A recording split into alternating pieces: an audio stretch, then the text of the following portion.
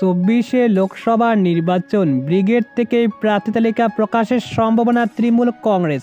থাকতে পারে বড় চমক পশ্চিমবঙ্গে আজ। ভিডিওটি শেষ পর্যন্ত দেখুন। চ্যানেলে নতুন হলে সাবস্ক্রাইব করুন, পাশে থাকা বোতামটি বাজিয়ে দিন। লোকসভা নির্বাচনের আগে আজ সুপার সানডে। ব্রিগেডে আজ জনগর্জন সভা তৃণমূলের, আর সেই সভায় যোগ দিতে উত্তর থেকে দক্ষিণ বাংলার একাধিক প্রান্ত থেকে কর্মী সমর্থক আসতে শুরু করে দিয়েছে। বহু নেতাকর্মী শুক্রবার শনিবার পৌঁছে গিয়েছে কলকাতায়। তাদের ইকো পার্কে সহ বিভিন্ন জায়গায় রাখা হয়েছে বলে সূত্রের খবর।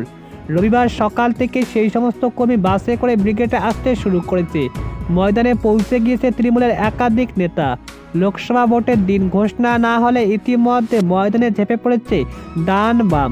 জায়গা থাকতে নারাজ বর্তমান রাজ্যের শাসক দল তৃণমূল কংগ্রেস। ৪২ লক্ষে জনগর্জন সভা থেকে প্রচার নেমে পড়েছে অভিষেক বন্দ্যোপাধ্যায়। তবে এদিন তাৎপর্যপূর্ণ সভা থেকে প্রার্থী তালিকা ঘোষণা করতে পারে তৃণমূল সুপ্রিমো মমতা বন্দ্যোপাধ্যায়। ইতিমধ্যে বাংলায় ২০ আসনে প্রার্থী ঘোষণা করে দিয়েছে বিজেপি।